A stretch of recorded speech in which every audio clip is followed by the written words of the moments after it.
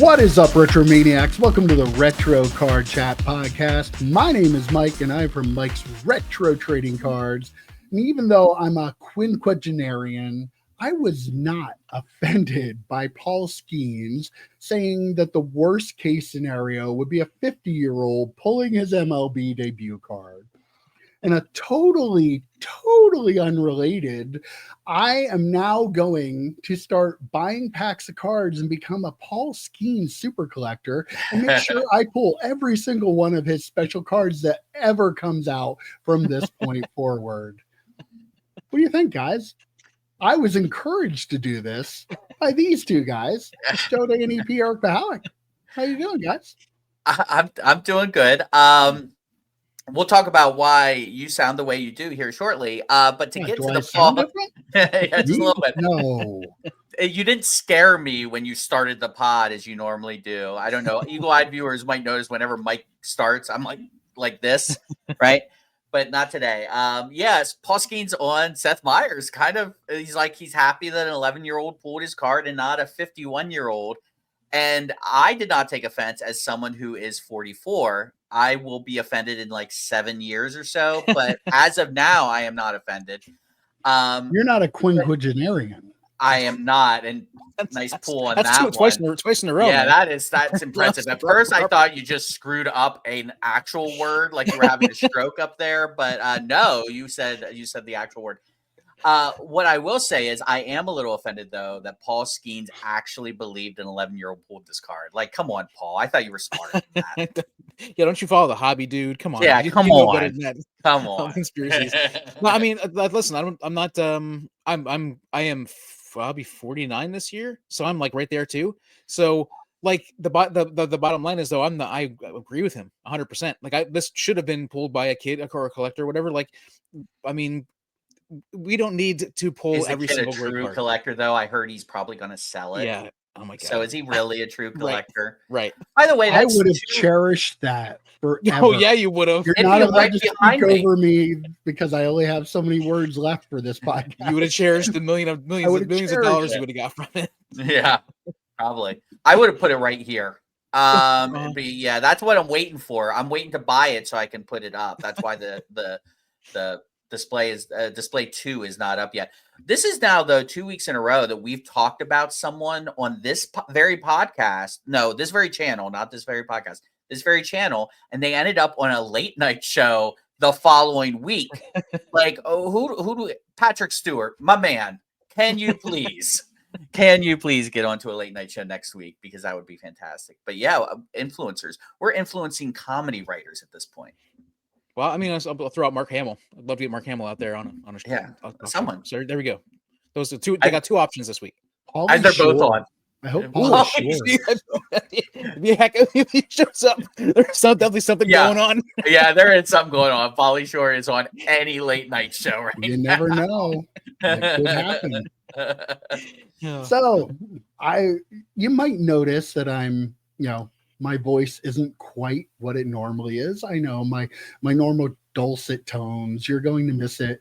If you're a long-term watcher of this podcast, you'll remember a point 2 years ago where I could barely talk at all. So hopefully my voice isn't too disturbing. I do apologize in advance, but I have to do this. Like, this is my job. I make a living off of doing this podcast every week. So I had to come to work. One of us does. I just hope it doesn't last as long as last time, because there wasn't that like 2 months or something like that. That was that was not good. So it just kind of turned into your voice. Talk too much. Yeah, it was not a very good voice, but a little rap. Maybe I'll start singing and I'll do that raspy thing, that like Stevie Nicks kind of thing. Maybe Maybe she didn't even have a raspy voice. I don't know. I'm heavily medicated. This is going to end up on a late night show this week. I'm calling it now. That's the one. Yep.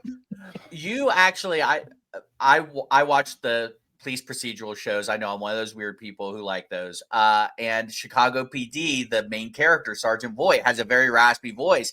A lot of people love it. A lot of women love it, Mike. So maybe, I'm like Peter Griffin when he had a cold.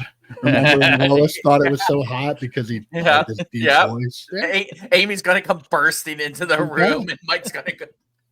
Gonna have to just block out this whole screen here. Yep, exactly. Hit mute. Please hit mute on the way off of your chair. Oops, I forgot to mute. Another Shannon Sharp situation going down here. Oh, no. Oh, we are off the rails anyway. What's new and exciting, Joe?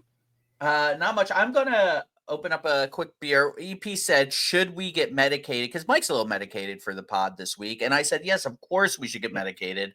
I looked at my drug shelf. I could have been even more medicated for all the kids out there. But I decided, let's just do a beer. And, I'm not going to give any free promo to any beer company. So they are blocked off. But I am drinking EP a 60-year round top fireside lager. So big can, as you can see here.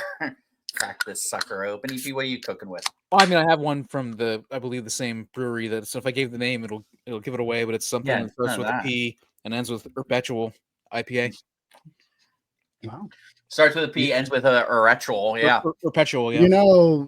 Ziggy told me he hopes to sponsor our show one day, and I said, well, you're going to have to learn how to brew beer because that's the only way to get sponsorship. Yeah. So, Ziggy, listen, I drink a Ziggy beer. Yeah. I drink a Ziggy beer. Yeah. Yep. Let's clip that. Yeah. Let's clip that. So while I have the mic, so to speak, by the way, your voice a lot of people listening to the pod on Tuesday or Wednesday when you drop the audio version might be swerving off the road hearing your voice this week, Mike. They might be very worried about what's going on. So drive safe out there. I am okay. What if I just move into the microphone and do the podcast like that's this? Probably much. That's probably a little too much. Now they definitely swerved off the side of the road. Too much. Okay, I'll back it up a little bit. Couple of quick things here at the top. I want to give a big shout out to, and I've shouted him out before. I'm not even sure if he listens to the channel, but I'm going to shout him out anyway. J Bob's son sent me like pretty much the contents of an entire box of 35th anniversary Star Trek cards. He opened it up. He was chasing the Nimoy Shatner. He ended up buying one off on the side. Anyway, but he opened up a complete box of that and sent me pretty much all the contents, almost a complete base set and a couple of the autographs. Very, very nice gesture. Really do appreciate that from him. And you might see one of those cards, not this week, but in a future episode of 3 cards you need in your retro PC, because there is one card that is just absolutely beautiful, very reminiscent of late 90s football, baseball. So that might hit there. Cheers break. We are, depending if Ziggy understands that I am opening the boxes on the channel, we are up to 6 folks who have claimed boxes of the 12-box case. Again, it's going to be between $130 to $135, somewhere there's abouts. I should be paying for it from my guy in a couple weeks, and then the release date is, I believe, the 28th. So the rip will be a few days after that. Should be a good time. So if you are interested, JoeDay17821 on all the socials, and you can email me as well, JoeDay17821@gmail.com. Let me know if you're interested in a box of that. I'll probably mention it on Wednesday's show, since we have more viewers on that show somehow recently. I might actually try and work that into something. But yeah. And then the last point I wanted to make, boys, we talk about this all the time, that if we started recording us at the card shop, we'd have like millions of subscribers at this point. Like, we were doing things that people are doing now back then. Like the way we talked, the way we interacted, people would have loved it. They would have subscribed. I randomly stumbled across someone. Apparently now you can film it with permission. You can film playing blackjack at casinos. Wow. And 2 things that came out of this. So I was watching some blackjack content, a couple of the big blackjack players going and playing blackjack. 2 things I got from this. One, if this was around like 5 or 6 years ago where you could record yourself playing blackjack at a casino, I would have 10 million subscribers. The way I played, the long sessions, outlandish as I was, half the time in the bag, massive swings, yeah, right. Really? From $2,500 or from $25 hands to $2,500 hand, like it was crazy. It was just ridiculous, right? So that was the one takeaway I had. The second takeaway I had is they say the same exact things as people opening up cards. Same exact phrasing. It's let's fucking go. I'll take it. I would have preferred a fill in the blank. Like there was like 5 or 6 sayings that just, and if you don't believe that this hobby is just as big of a gamble as anything at the casino, watch some of those casino videos when people are trying to, double down on an 11, like let's see one time. That's another one. One time, like when people are revealing PSA cards. Oh, come on, give me a 10 one time. Same thing. Close your eyes and it's like listening to someone do a PSA reveal. It's crazy. Absolutely crazy. All right. So now I'm a little bit worried about you. Last week you were talking about how you self-excluded from the casino. Yeah. Should we be worried that you're now getting into this blackjack content? Should we be worried about Joe? I'm good. If you have a gambling problem, call Please 1-800-GAMBLER. No, I mean, unless the Rivers Casino in Pittsburgh will let me film, we'll have to give them that's what I'm saying. That's what I'm worried about. Well, if I was filming, it wouldn't always be nothing but I would have gambling. to do it for the channel, obviously. Right.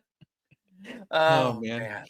So you guys know that I listen to podcasts, right? And I listen to hobby podcasts, a lot of podcasts, but also hobby podcasts. Ours randomly, I don't. I listen to ours all the time, actually, every week. That's why I just heard you talking about your self-excluding from the gambling and on the audio podcast, like yesterday when I was driving around. So and you were on the show. Can I make one point to counter that? Mm-hmm. You also didn't know that on this other podcast that you do that the kid pulled the Paul Skeens card on Christmas because he got the box for Christmas, all of which I talked about on our podcast with you last week. Yeah, but I didn't listen to that. So you might yesterday. Listen, but you don't pay attention. I didn't listen to it until yesterday. Oh, okay. But you listened we recorded to on it Thursday. You were here. Yeah, but I don't listen. It doesn't log into my brain. This thing's way too convoluted to be able to log in that stuff in real time. I can't get that stuff in real time. That all checks out though, Mike. Am I right? That all checks out. So anyhow, I was listening to another podcast. This was from a couple weeks ago, and they were talking about the Jaden Daniels rookie card. And the advice they were giving was that since the base hollow rookie was selling for $1,000, and there was this low numbered blue one selling for $2,700, the smart move was to buy the $2,700 one. Not that the $1,000 one was overpriced. And I'm thinking to myself, what kind of advice is this? Like, what are these people thinking? That $1,000 one was way overpriced. So anyhow, if you want to listen to really good hobby advice, investment advice, just listen to Mike on 3 Cards. When Mike talks about buying a bunch of cards and sending them in to get PSA 10s, just listen to our show on Friday. It's my favorite show. I love that we do it. So so please watch our Friday shows and just watch for Mike to give advice there. That's the kind of advice that really will. This week he might cut himself on the card. I mean, it's possible. This week on 3 Cards. Yeah. So like I said, I was listening to our podcast among others yesterday. I was running around. One of the places I ran to was the card show. There's a card show in Lewisburg, about 25 minutes away from here. And I picked up some stuff, and I just want to go over a couple things quick. The first things I got, which are like most exciting, are these 10-cent well-loved cards. Well-loved. That are all beat up. This one's got a hole in it. I want to send one of them in. From a hole punch. Yeah, like all of them have like rounded corners, so they fit easier in your pocket and everything. It's just a really cool thing. The guy was selling them for 10 cents a piece, or they were 25 cents each or 10 cents each, but we could get a whole bunch of them for a good price. I was laughing, talking to him about it, and I said, I picked up a couple of Yankees team cards and stuff. It's just a fun thing. I picked up a postcard. My dad's got several postcards, and I wanted to pick up another one. I saw a stack of them there. I said how much, and it got a Yankee, Elson Howard, pretty cool. There was a Whitey Ford there, but that was a little out of probably going to be out of my price range. So this one's like $10. Was it over $10? It's probably going to be like more than $10. It's like whoa, buddy. I got some basketball cards to buy, and I bought 257 50-cent cards from Ken. Went through a box, spent a long time there, like a long time at his table. After you got done telling me you didn't need to buy any more 50-cent cards. Right. Yes. So you have no room to talk, Mike. You were like, I don't need any more boxes for my stack sale. I have way, and then Mike's walking out with boxes and boxes. Yeah. So after I spent all that time on that table, I spent literally, I was talking to him. I was like, okay, well, I got to put some cards back after I counted all of them, 257. Like his deal was 50 cards for $20. It's like, I'm going to be way over for him to give me the deal. And he said, "Oh, just hang on a second. Well, how many you got there?" I said 257. He's like, "Okay." And he looked at his sign. He was like, I can see him do the math. He said, "How about $80?" I literally had $81 left total in my wallet. Nice. So it worked out perfectly. I was like, that is absolutely Did you perfect. give him that extra dollar? I did not. But anyhow, I know that's a big move for me. But then I go over to James's table, and James, we all know James, and he sets up he kind of runs the Schick show. He helps set up this show that we ran yesterday, and in his case he had an Otis Anderson autograph card.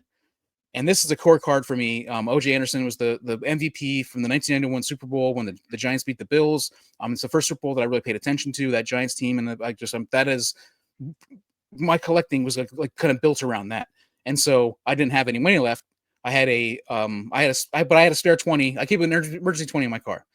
And so I was like, I'll go get that. But in the process, I go out and get it. Nick, who's one of the guys who runs around with Card Show Kevin and their buddy BJ, he actually bought that card for me before I got back in there. And then I worked out a deal where I bought a couple cards for him too. So like it kind of worked out. But this is the card here, the OJ Anderson 2022 Contenders. Nice. OJ Anderson autograph. I think he even signed it OJ. It's really just a cool card. It's ultra modern, so it'll never show up on 3 cards, but an OJ Anderson autograph is like a core EP card. That's a cool design too. I really like that design. Contenders, it's different than what we loved back in, was it 98 when it was like the pennant and the football, and it's turned into something completely different. But yeah, that's a really cool card. I think it was 97 was the pennant and the football, and then 98 they started doing autographs, if I remember correctly. 97, 98 were both. 97, 98 all had those. Okay. Football cards, yeah. Yeah. I bought a couple things too. I got some more non-sport sets because why not? Right. I walked into the show and the guy who had the table like walked over to me to take me to his table. Like that sounds about right. he was staring at the door the entire time, waiting for you to show up. Probably was. It was a little creepy actually, but yeah. I mean, I'm happy with what I got again though. So I also bought some baseball and basketball too. First time I had been looking through single cards in a while, so it was a little rusty and out of shape. My back was starting to tighten up on me, and I couldn't push my way in because it was a busy show. Like there were a lot of tables that I kept walking around, like where you bought all those cards, EP. I did not get to look at one card there because every time I walked by, it was just a line of people everywhere. So unfortunately, that's 2 shows in a row that have been pretty jam packed, right? Yeah. I was gonna I'm sorry. Go ahead, Mike. No, I just said there were a lot of people there, and there was a lot of Pokemon. There was a lot of people with Pokemon, a lot of people buying Pokemon. Surprise, surprise. So there were a lot of like kids set up there as well, which I thought was pretty interesting. The guy that I got all the basketball cards from, I was talking to him, and he said that he's had 4 ACL like torn ACLs essentially. He had actually found out that when he was a chiropractor that his one leg is like a quarter of an inch shorter than the other leg, which has led to all these problems for him, which he's now getting fixed. But he hadn't set up on a show since like April, so he has all this inventory, and that was kind of why he had all this inventory and why I believe probably why his prices were so good. And so like those 50-cent boxes were crazy. I know my buddy Rob went through all this baseball stuff. I went through all the basketball. If I had any money left, I would went through the dollar cards too, because I'm sure there would have been some amazing stuff in the dollar boxes too. It was a really, really great stand. There was, like you said, Mike, it was packed. Like you could not squeeze your way in to that table at all. And to that point, so our buddy Troy DeFish, he actually was out in Pittsburgh for a card show that was happening in Washington County, which is pretty close to where I'm at. Unfortunately, I had to work, and by the time I got out there, the show would have been closed. But he said it was jam-packed on Friday. So, like, he was there yesterday. Yeah, he was set up yesterday too. Was he at Lewisburg yesterday? Yeah. Because I did say to him I could get some time Saturday, and I thought about it then. He's probably setting up at the show, or at least wanted to be at the show. But yeah, like, we talk about this all the time, about the card market. Is it dead or is it alive? I mean, it's alive. It's just the high end stuff that we generally don't dabble in might be down, but people are going through dollar boxes. People are going through cases with $20, $30, $40 cards. But the high end stuff, it depends on how you view how the hobby is. And we talk about this a lot. The Jeff Wilsons may look at the hobby and be like, oh man, this is down. This hobby's down. Well, yeah, if you're buying $10,000 cards that are now worth $5,000, sure, the hobby's down. But if you're buying cards under $50, what do you think? What's the number? Is it $100? Cards under $500? Like, no, they're fine. They're thriving. So yeah, it's just a perspective thing. And there's still a lot of stuff that is higher priced that has value. It's just everything was inflated a couple years ago. So everything's kind of settled into a more realistic level now. So unless you bought stuff at the high, you're probably doing okay still. So all right. Well, do you guys want to get into it? I know what the first story is probably going to be. So no, can we not get into that? Well, we've talked about backyard breaks a couple times here. One of the biggest breakers in the industry. They're on Whatnot. Their owner, Grant Telford, was on a live stream, and he made some comments jokingly at the time that the kind of a weird thing to be joking about. I'm not going to go over verbatim. Describe it.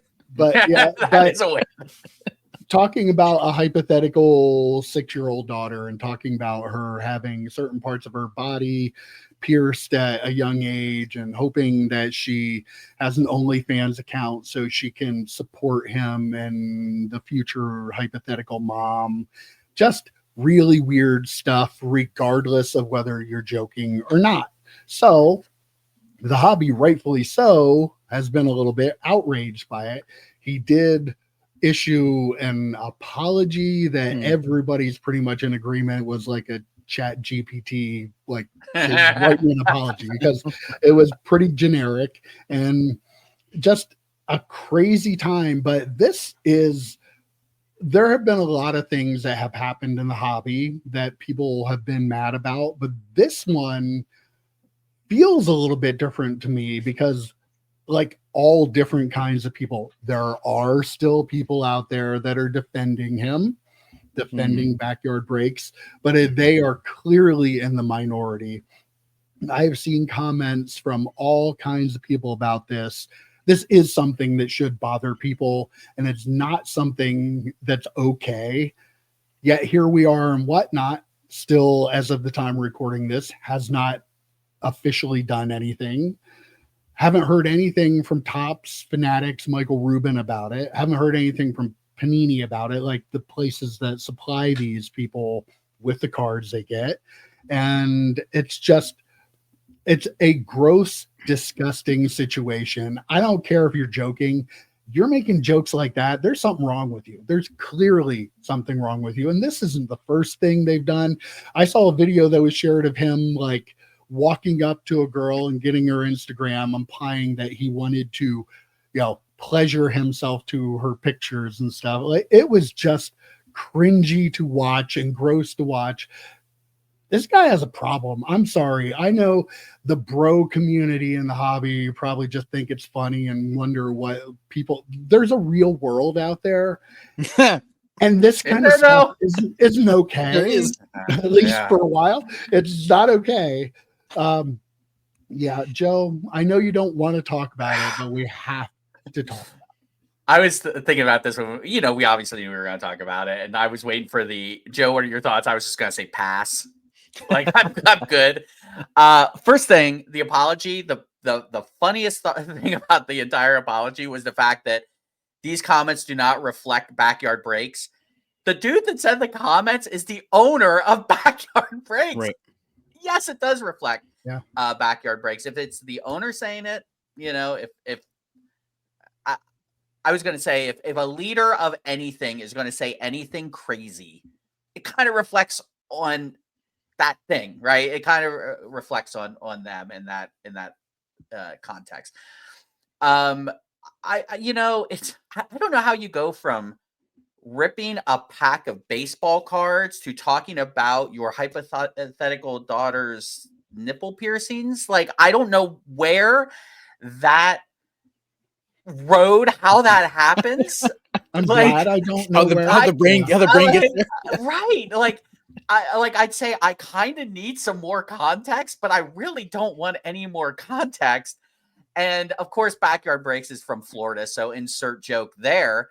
It's a very Florida thing. Jimmy Kimmel does it this week in Florida for a reason. Kind of surprised Backyard Breaks did not make it this week on his show.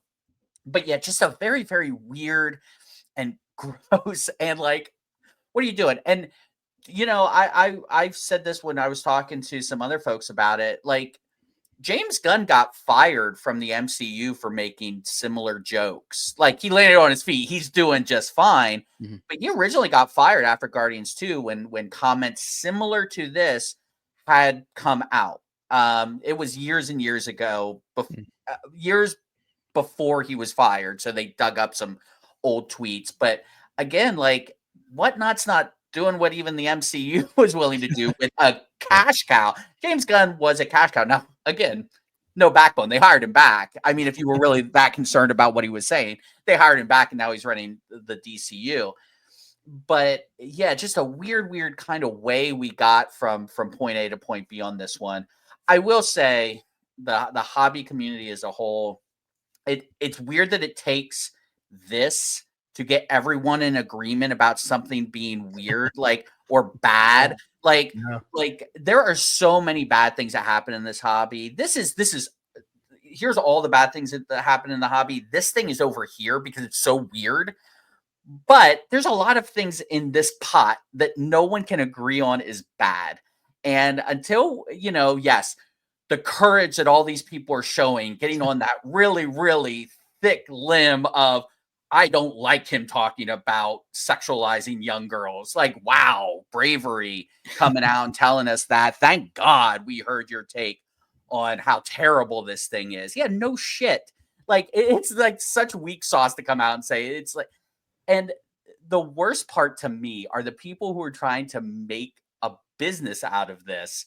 Like, I've seen breakers come out. Yeah, I've seen breakers come out and comment about how we don't do that at our breaks. You should come to our, like, is this really the time to talk about your business and how you don't talk about it? Like, it's, oh man, that's such a hobby class, right? Just high class, right? The hobby is high class. And I've seen more than one. I've seen a handful of breakers who have come out and say, hey, don't worry, we won't talk about our hypothetical daughter's OnlyFans. So just, again, really, really weird stuff.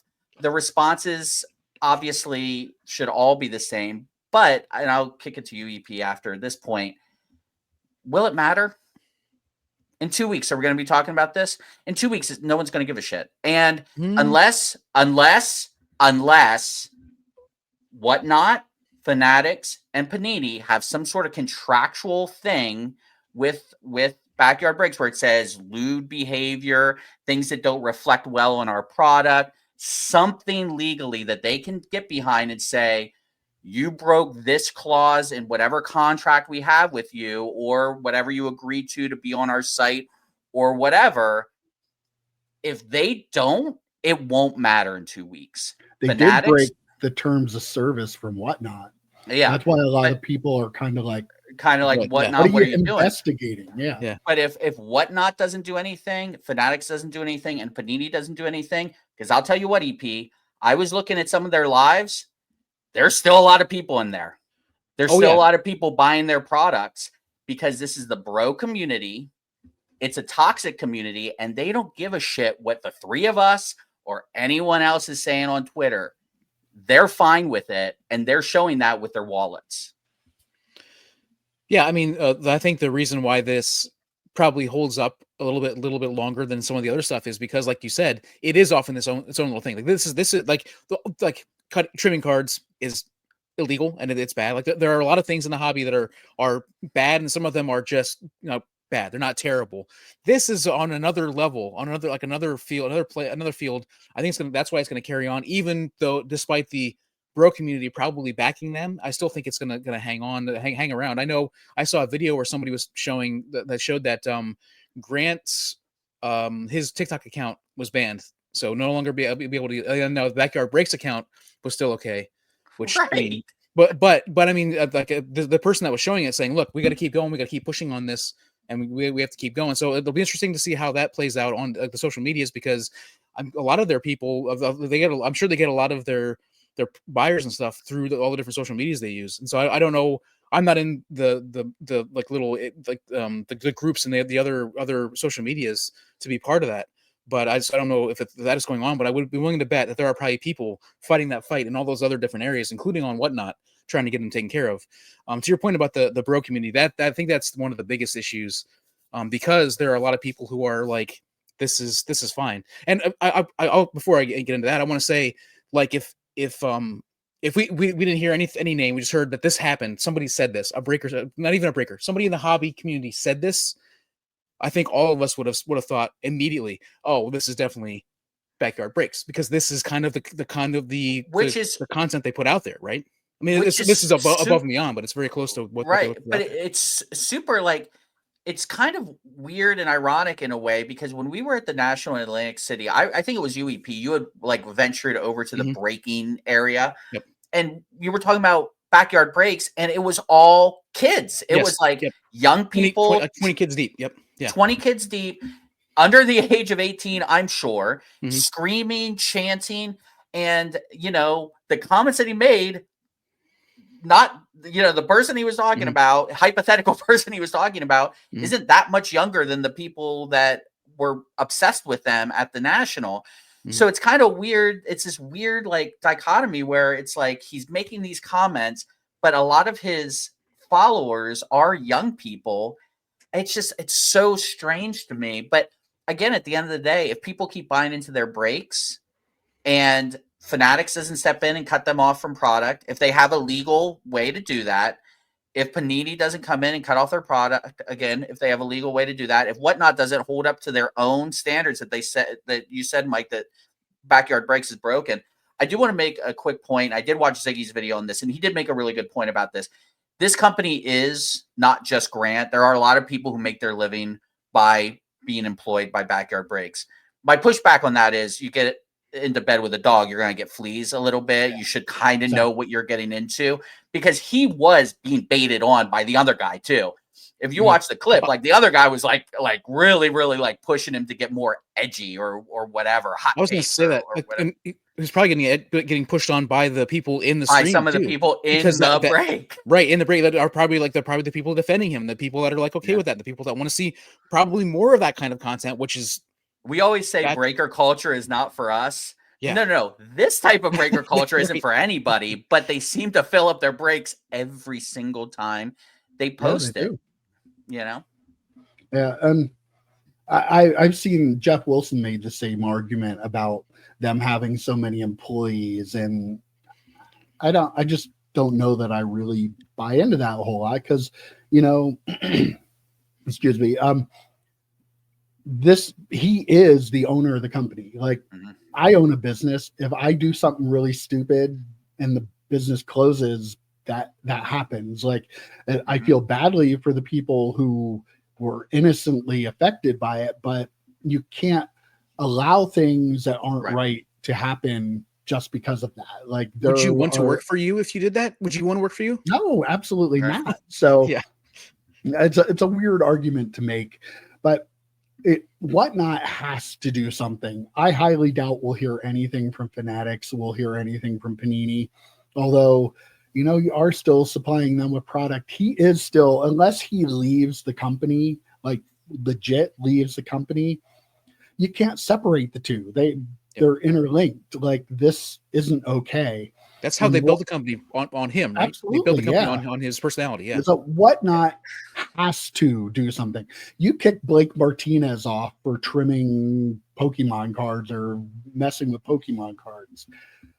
You're going to let these guys go? Like, you can't. But the problem is, they are so connected in the hobby. They sell the repacks. They have so many dealers and people that sell them cards. And they kind of put Whatnot on the map a little bit. They did.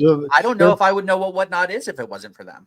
They're such a big part of the hobby food chain that people don't want them to go away, but it's disgusting. But unfortunately, if I had to guess, I'm going to guess maybe they get a slap on the wrist, a little suspension, but a year from now, this won't even be a thing. And that is disgusting, but that's our hobby. When has anything ever been a thing a year later?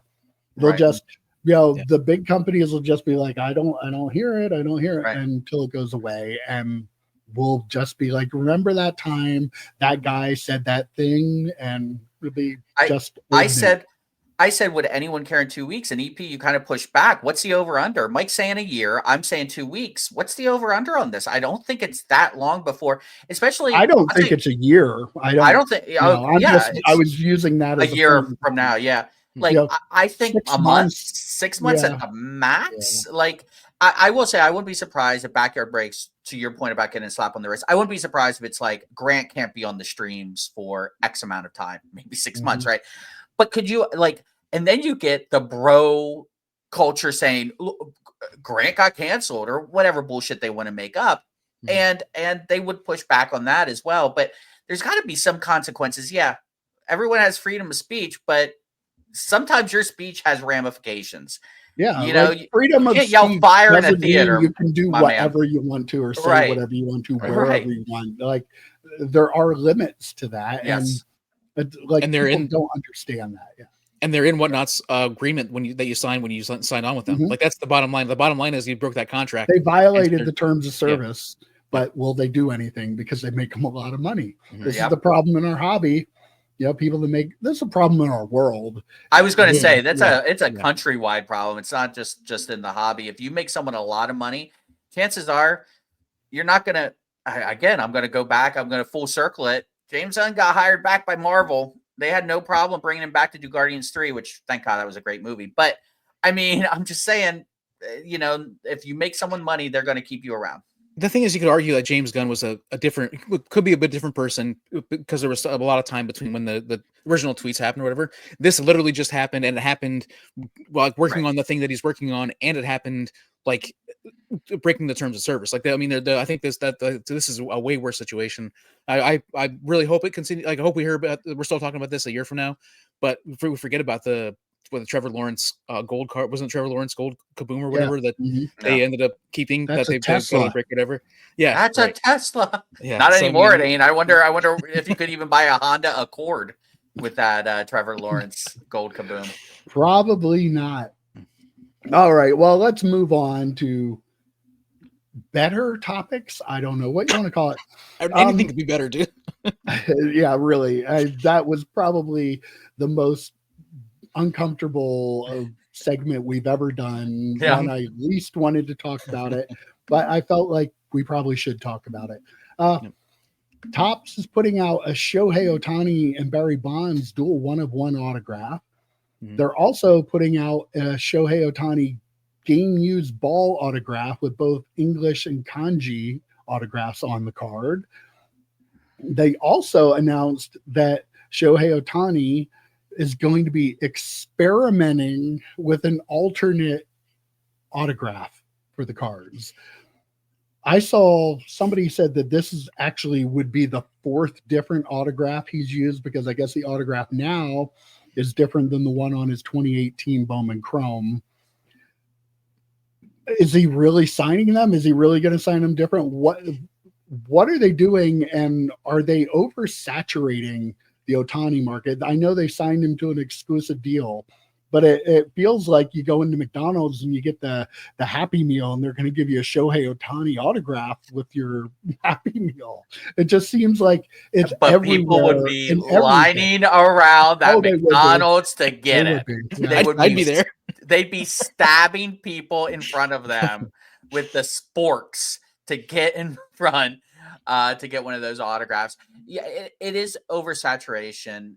I'll tell you what, we talked about this with LeBron signing an exclusive. Like, how many people are like looking at their LeBron autos from Upper Deck being like, oh my God, it's going to be 1 of a billion now. like you can, Fanatics is going to just keep churning them out, and they kind of have to, you know, because they're Galactus, man. They want to eat up as many worlds and make as much money as they can. So Ohtani being wildly popular, I don't see a situation where they don't stop making sets around him, insert sets around him, auto sets around him. From that Barry Bonds 1-of-1, I believe, is from a bigger set where he's like doing dual autographs with multi MVP winners. Three-time I MVP. think Three-time it's in, MVP. is it Luminaries that it's in? I think. No, No, that's the other one. I think. Yeah. Cool. Yeah. Kanji Yeah. in English. Welcome to the Club is the one with the Okay. this is like 3-time MVP club or whatever Yeah. is the Yeah, one. that's So Is it its own set? it is complete. It is Yeah. its own So set. it's Boxes again, are it's like, oh, how sorry, I much was gonna, boxes? No, how the much boxes are like boxes? $300, and I think you get 10 cards per pack and maybe eight cards, 10 packs per box and 8 cards per pack, something like that. But I don't think you get an auto in every pack. I guarantee you so- don't. I guarantee you do the autos not. are super duper limited, and Yeah. it seems like it's another huge And this cash goes grab. to what we talked about last week, where Topps is not really making products for us. They're making products for people who want to chase these, or they're not making inserts for us. They're not making cards for us. They're making cards for people that want to chase these, $5,000, $10,000 hits. For the autograph thing, remember, I think it's still a rule in the NFL. If you change your number, you have to buy back all the jerseys that they printed of your. Oh, really? Yeah. There's a rule in the NFL if you decide to change your number, because they have all these printed, ahead of time, and if you're changing, like, something needs to be done with when you're changing shit like that. Like, this is a pretty big deal to change your autograph.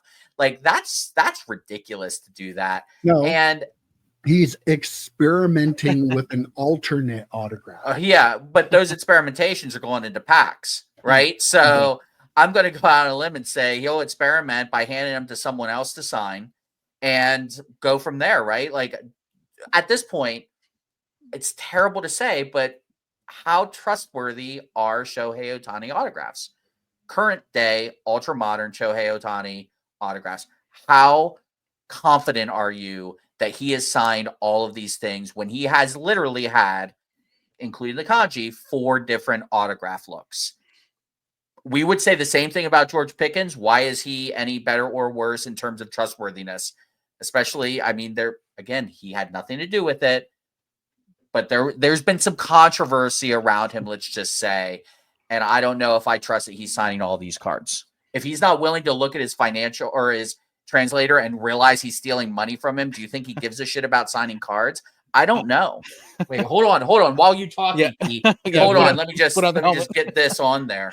There we go. Yeah, I believe he's probably still going to sign them, but I also believe when he has to get surgery on his arm again next year, it's because of signing so many autographs, not because of pitching, not because going back to pitching. Like, seriously, like, it's a bad thing.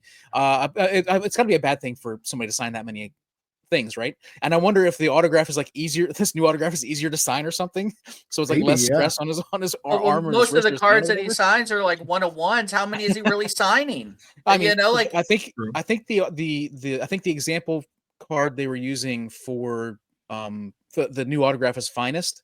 And I think it's like 2 different autographs on the same like Finest card or something like that. Like maybe alternate was on like a different color variation or something like that.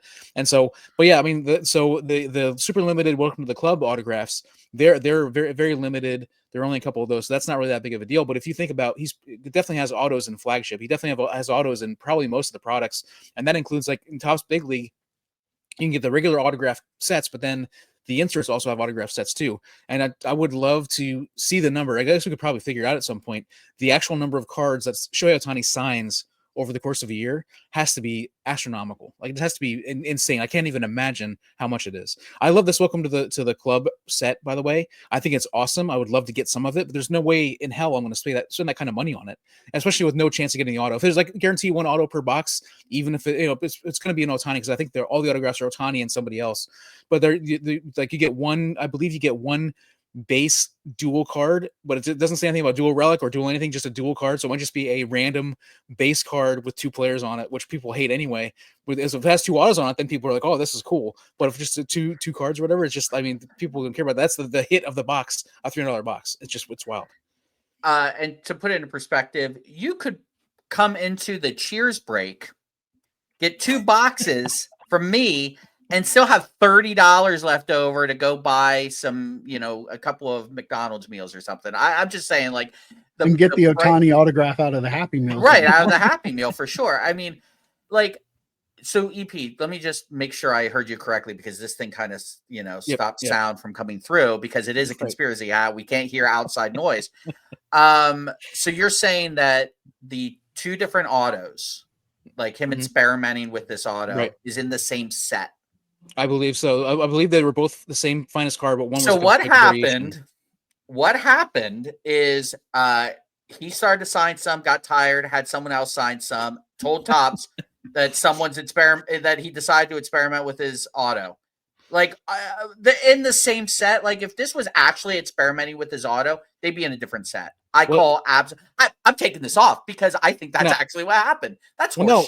I'm sorry, that's absolute horseshit. Now, who was the player? There's a player who changed his autograph for the lower numbered cards. Remember we talked about this a couple weeks ago. There's a baseball player who signed his cards differently for like the out of 5 cards, but the other cards. Holiday. It might have been Jackson Holiday or whoever Jackson it was. They weren't signing. One of them weren't signing his full name on. Yep. Yeah. So EP breaking news is telling us now Jackson Holiday has not signed all of his cards either. No, that's Jackson Merrill. That's first where of you were all. going. Or Jackson Merrill. That's not what I was saying. I think you said Holiday. I'm pretty sure you said Jackson Holiday.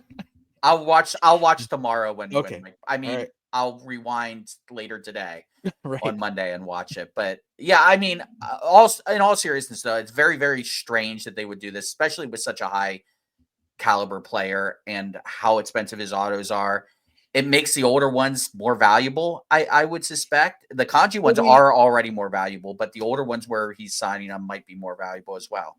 We've seen other athletes though change their autograph, like and like you over the course defend him more than your buddy Rob does. I'm not listening. God, I'm not defending. He could murder someone, and EP would be like, "Let's hear him out. Let's hear him out. Why he had to murder that person? Oh my God, friends, come on. Friends, I am just presenting facts. That's all I'm trying to do. I'm not defending anybody. We have seen other athletes change their autographs over the course of their careers.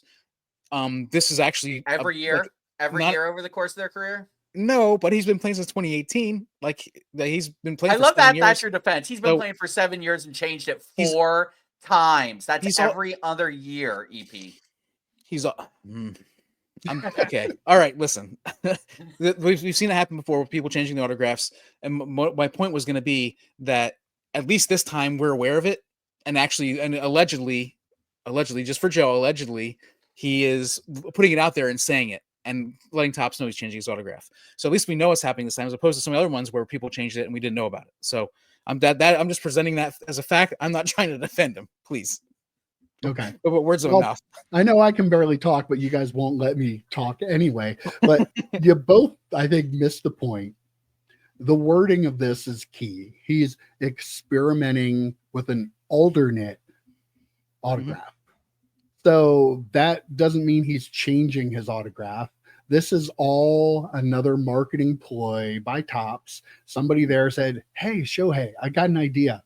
We're going to have you sign some a little bit differently, and then we'll be able to sell these as the lottery tickets in our lower end products that are coming out, because people will be chasing for your autograph that you signed in the experimental alternate version."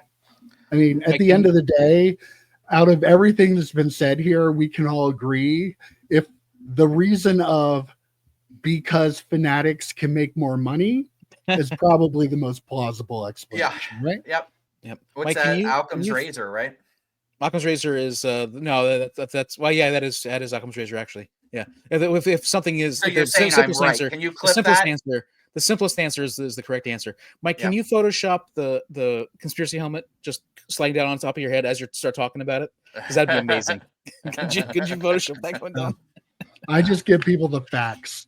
They look to me for honesty and leadership, and I can't deal in conspiracy. And they look towards me for the truth, and they look towards EP for rainbows, sunshine and rainbows. That's why we work so well as a team. That is why we are the best 3-man sports card team on all of YouTube, from what I hear. Well, breaking news as we recorded this: Luka Doncic. Do you know him? He's a basketball player, Joe. Do you know? Have you ever heard of him? Yeah. I have hot takes. Traded to the Lakers. Traded. Got up on Sunday morning. Boom. New team. And his cards through the roof. I looked up his 2018 Prism Silver rookie in a PSA 10. They were selling for like $1,000 to $1,200 Saturday night. They were selling for like $1,700, $1,800, $1,900 Sunday morning, just like that. Got traded. Woke up, traded. People got rich. I like this trade for the Lakers. They're one of 3 teams that have gone 8-2 in the last 10 games, along with the Pacers and the Grizzlies, I believe. The Mavericks are on a little bit of a slide. They've been 4-6 over the last 10, but they're still in the hunt for the playoff. What do they call it? The play-in tournament or whatever. So they are still in the hunt. The Lakers, start off slow this season, but again, they've gone on this run. It's going to be interesting to see how he plays with LeBron, and I'm really interested. Anthony Davis, he's a good big man. He really is, but I really don't know what the Mavericks are doing. They're still in the hunt. And in conference trade is kind of crazy to do it. You don't see this in football, and you never see something like this in football and in conference trade like this, especially midway through the season. But I think this might be the push that the Lakers need to get him over the top. This is why people love Joe Day. Wow, who knew? Basketball savant Joe Day. Yeah, Joe, really good. You missed one thing, I will say. The Mavericks slide, maybe because Luka hasn't played since December. Well, he's gained some weight, it seems. Like, people are commenting that he has looked a little bit bigger. Well, he's gained some weight. I mean, that's a running he could theme. Fit in as a 4th on the podcast here. Yeah. Honestly, Yes, honestly. So yeah, it'll be interesting. Look at the size of that neck. He's getting to be a big boy. 17.5 for this guy right here. I'm the thin one. I'm going to put the conspiracy helmet on for a second. I believe they said that maybe the Mavericks are the ones that initiated this trade. Luka was supposed to be back in a month. He got hurt on like Christmas, and so it's been like a lingering type thing. And it's like there's been rumors for a while now that he's been going to come back, always come back. But all of a sudden this morning, after the trade, he's rehabbing super hard, and he's going to try to be back by the All-Star game, which is in 2 weeks. So we'll see what happens there. That aside, I mean, Luka is one of the best players in the game. I love to watch him play. But he and LeBron are very similar players. So it's going to be interesting to see how the two superstar players who need to handle the ball, how that's going to work. Joe's like, it's fine. Don't worry about the Lakers. Is that what that shaking your head is, or? No, I'm shaking my head because clearly right before the pod, you read a bunch of stuff and memorized it just to make yourself look like you know what you're talking about. Yep. All right. And as a true basketball savant like I am, I'm a little offended that I kept all that information in my head throughout the entire season and did just look up 5 minutes before the pod what 3 teams have been on an 8-2 streak. I obviously would never do that because I want to speak truth to power. As it were. So yes, all joking aside, it felt like I was cramming for a world politics course at undergrad. Thank you. I really was just damaged. You were Will Ferrell in Old School. Yes. When he was debating. I just blacked out. What did I say? That's how you do it. That's how you debate. Right there, baby. That's how you debate. So for the actual reason we're talking about this, the card thing, you have like a window now. If you have Luka cards, you've been kind of sitting on them. I assume they've gone down since he's been hurt a little bit. At this point, this is your window. I assume, like you said, EP might come back in a couple of weeks. There'll probably be another bump at that point.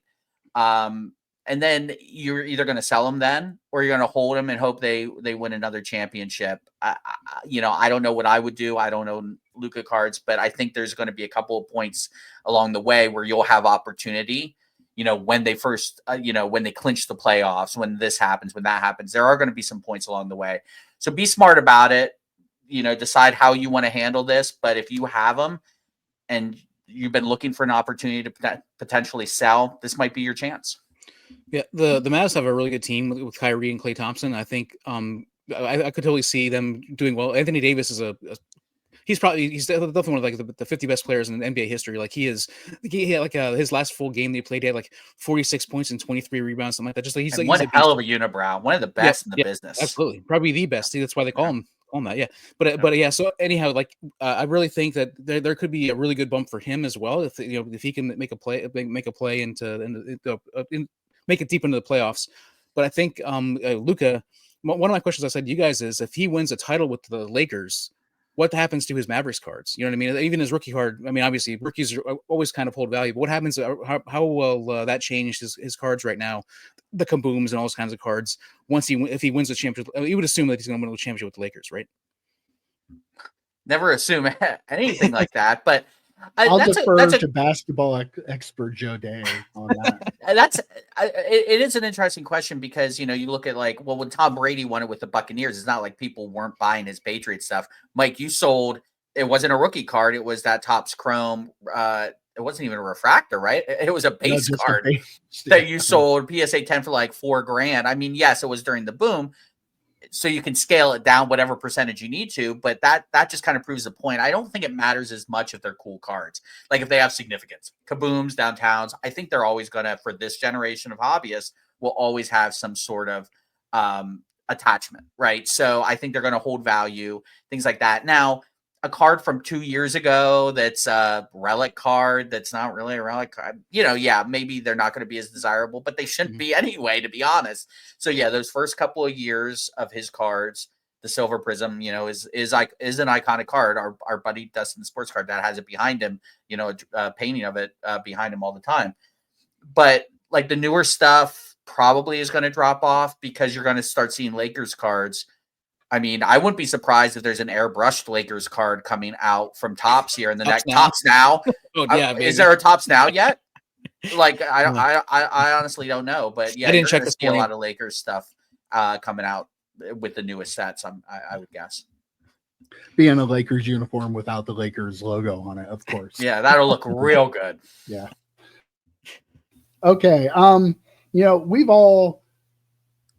We've watched packages that are supposed to be delivered to us and they disappear. We've seen the stories of people, stuff just, in thin air. Where did it go? We get like the empty packages, the empty boxes with the I'm sorry things that the USPS puts it in.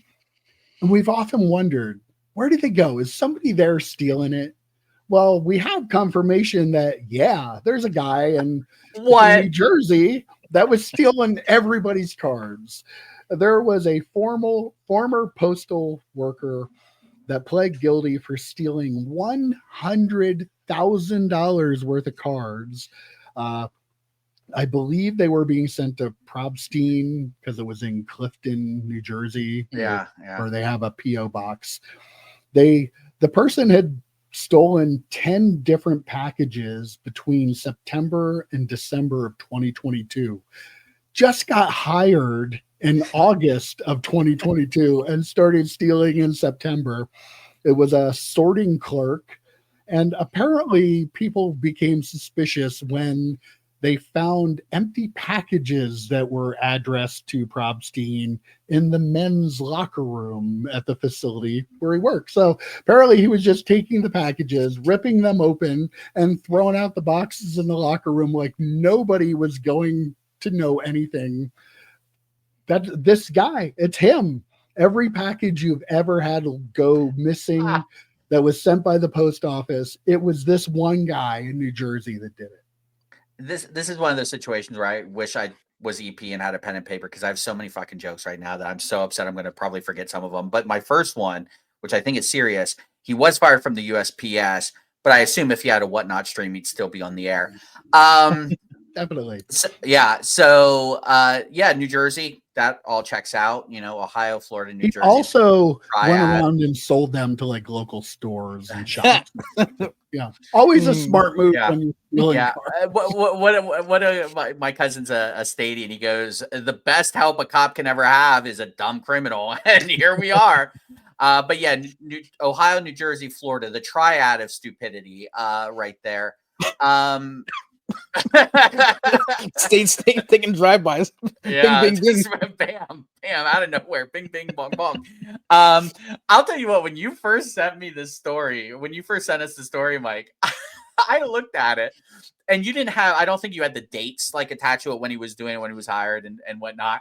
And I literally had 2 packages just like clogged up, one going to someone and one coming to me, and they were just clogged up in USPS, like on its way but delayed. And I'm like, oh my god, did my packages get stolen by UPS? I've had a lot of packages get stuck in New Jersey. No joke. Like the one facility in New Jersey, stuff was getting backed up in for quite a while. So it was this guy, clearly.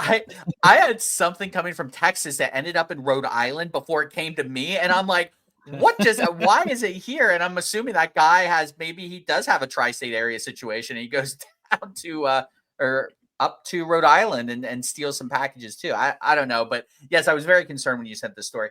Again, this is just the hobby we're in. When things get this expensive, it just breeds people to try and steal, make a buck, do criminal activity to try and do it.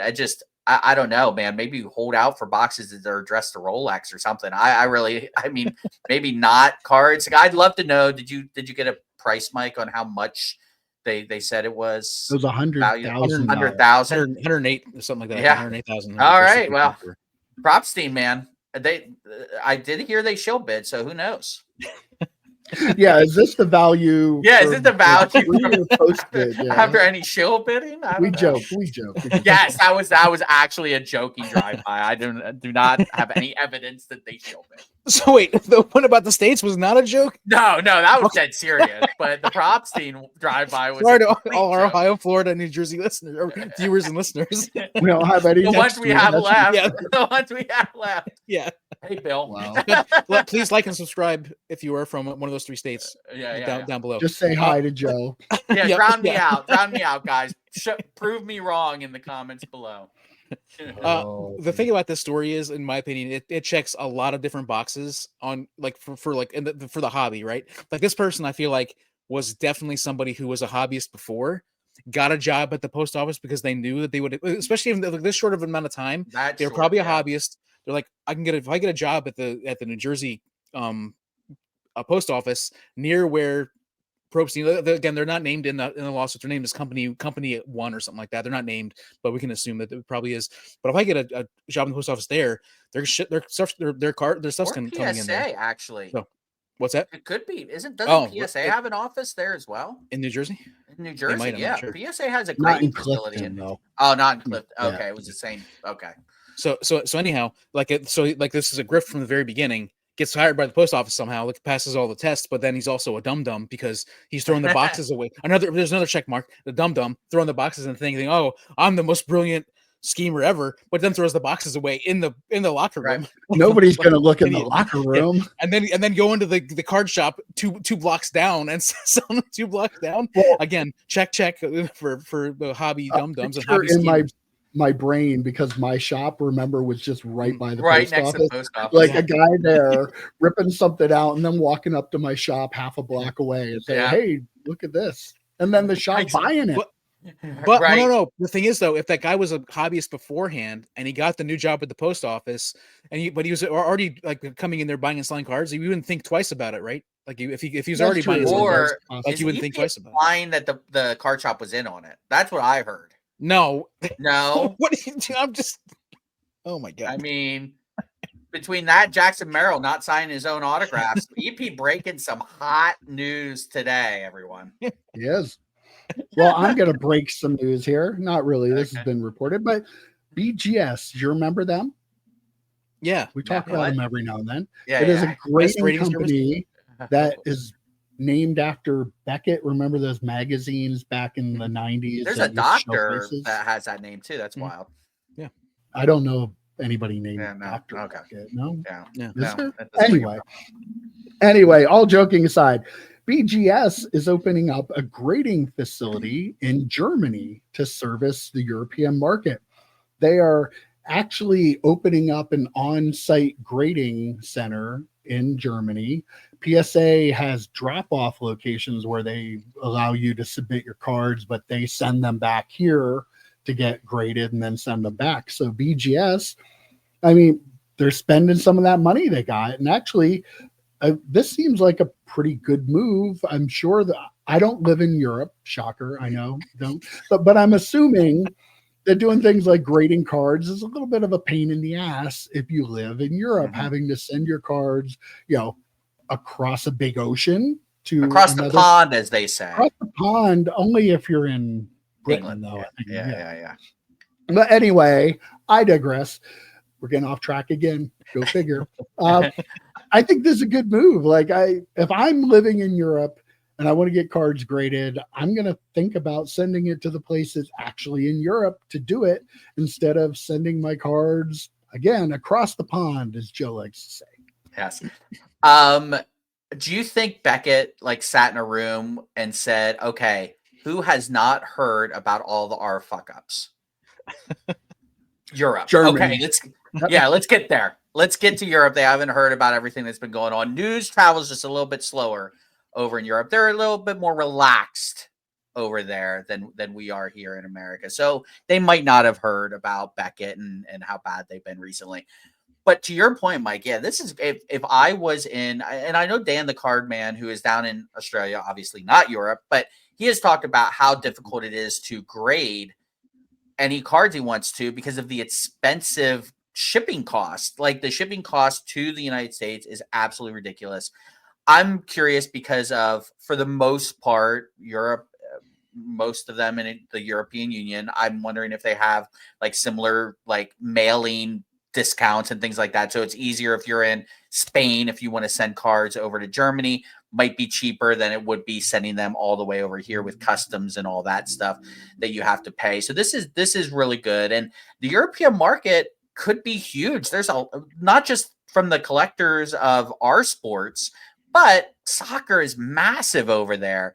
And if you think about it, with the World Cup coming here shortly, soccer is going to get another big boom, another rise as well. So this could be a smart move for them. They realize that over here they might have some problems. They're the fourth on the totem pole, and it's not even close. Over there, if they are this could be really, really smart for them. And they do comics too, right? Like, they do they grade everything. They grade everything. I think they grade like video games, and they have different divisions within BGS or Beckett that does that. I don't know if this will account for all of that, but at least from the card perspective, it could be a big boom. Yeah, I would assume so. If you're gonna do this, you would probably do it right. Make sure you offer it to everybody. My brother-in-law's brother lives in Germany, and he's got his wife is German. His daughter obviously is German, and she plays pro football over there. I've talked about this before on the show. She's a huge Derrick Henry fan, and they have me send Derrick Henry cards to them because of how difficult it is to get cards. There's not tons of shows. There's not. I remember Chris Sewell talking about this when he lived, in different countries. Like there's just like they're not available like they are here. There's not a card show every weekend apparently. Like there is, even in our area, there's a card show like almost every weekend, every other weekend, or at least once a month. And so there's not as much availability there too. So like opening that, you could see a lot of potential growth in that in Europe and in that market for cards in general, let alone graded cards. And offering the service is definitely going to help with that, I think. All right. I have a couple interesting card sales here I wanted to go over that happened this week. There was a Michael Jordan red PMG and a PSA 5 that sold for $378,000. But so this other one, I was going to say slightly more than our that one guy thought he got one for. The marker one. Yeah, once 375 is more than 25,000. So maybe a little bit more. Probably should have known. Poor kid. And the other one, this was interesting. And Allen Iverson, 1997, his second year, Skybox Essential Credentials Now numbered out of 3. Graded in a PSA 5, sold for $700,000. Wow! But here's the interesting thing about it: it is the first time this card has surfaced for sale in the hobby since just surfaced at all. I love it. So that's so awesome. Came out in 1997, and this card was the first one that. Of that essential credentials, which one did I say? Future, right? Now, yeah. I always get them confused. But first, isn't that amazing though? 1997, and here we are 28 years later, and now the card finally surfaced. And there are 3 of them, so it's not like it was a one of one, it's a one of 3. First time it comes out. I thought that was pretty cool. For those of you who don't know why it's numbered to 3, the nows were numbered to their jersey number and the future were numbered reverse. So I guess the other one would be 97. I'm curious how many of those have surfaced previously. Those are 2 cards, though. That's awesome in and of itself. I'm wondering with those 2 cards, why you even grade them. I would just encapsulate them. I mean, something like that, because the PMGs are so notoriously hard to be graded. and the essential credentials are acetate. So a 5 in that is probably like a 9 in another card. I don't know. It's really interesting to see cards that come, it's not like a Mickey Mantle. There are a lot of those, right? People don't realize how many 52 Mantles actually there are. So that's why you see them a lot. Something like this, even though it's only out of 3, to your point, Mike, 101s come up all the time, and you see those. For that to be just coming out now is wild. See, I would grade it anyway. Like I would get, if I'm going to send it there to get it. I guess the grade doesn't matter. I would get it graded just because, again, like that's such a limited card. And like on the point, the 1997 card is now surfaced for the first time. That's awesome. I love that so much. It's so freaking cool, especially like an Iverson card. He's somebody that we saw play. It was an awesome player from back in the day. And that's a really fun story. A huge amount of money, crazy amount of money, but probably deserved when you think about how few truly limited cards there were from back then, especially like that low number. Like that is like an extremely low number. I think we should go together and get a couple cases and see if we can pull the second one. I'm in. No. But what I will say is EP now wants to open up EX from 1997. Yep. And remember, Mike, when you and I were the two that graded the most, and now EP is all about grading. There he is. And like, it's kind of wild. Like, I would say when we first started this pod, all joking aside, when we first started this channel, I probably would have been the one to say, oh yeah, you absolutely have to grade those. And EP would have been like, I don't think I would have. I think so. Yeah. Yeah. And the wild thing is, remember back in the day when you guys sent to get cards graded? I never actually did any of that. I never submitted with you guys. Never. Yeah. I didn't like it wasn't a thing, but I mean, now, well, if I think about a card again, I'm at a point in my life where I want that card to be graded because I don't want there to be a question of what the grade is when when I sell to that person. Well, a card like that, I'm not going to keep. I mean, so yeah, I would not. But this card, no one's buying it. No, This is the guy that sends in base Marvel cards. Oh, I just want to make sure that somebody knows. That's a different conversation. You're mixing apples and oranges again, you guys. This is him saying Jackson Holiday doesn't sign his cards all over again. Like, this is outlandish from you this week, EP. To your point about that card, though, like if you're selling those two specific cards, no one's getting it on eBay, looking at it and being like, it's not a 10 and sending it back. These are two very different situations. Speaking of apples and oranges, if this card goes through, I would want them authenticated through PSA. Yeah, there's a difference between authentication. If I'm going to authenticate it, why not just get it graded? Like I wouldn't just get it authenticated. That seems because leave the mystery to someone else. There could be a boat in that box, EP. So you want to make them pay extra money to PSA? Is what you're saying? I see how it is. You're always trying to get people to pay extra money to PSA. Give it. If they can spend $750,000 on a card, they can spend a little bit more to have it graded. Put that shit on them. Absolutely, yes. I know you support the super rich constantly on this pod. Yep, absolutely. But we need to scale it back a little bit. It's starting to show. All right. Well, that's a good place to leave it. Although before we go, and before I lose my voice, I do want to say, I'm sorry, but Topps Chrome WWE just came out and they had a 300 card set and they didn't put a Paul Heyman in it. What are you doing? Come on. This is your foray back into wrestling cards. It sucks, Michael Rubin. It sucks. You owe me a Paul Heyman out of this.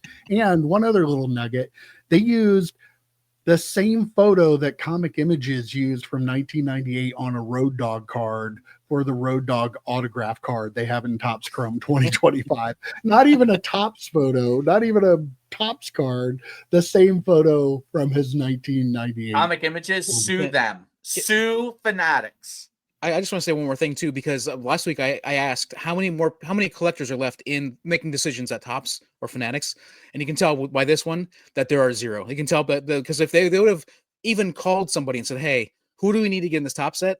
Like literally everybody they talked to would have said Paul Heyman would be one of the 300 cards. He's not. Yep. Yep. Wow. All right, guys, that was a pretty good chat this week. My voice kind of made it, not totally gone, but I will see you. Wait for it. Next week. Take care, guys. See you, boys. Adios.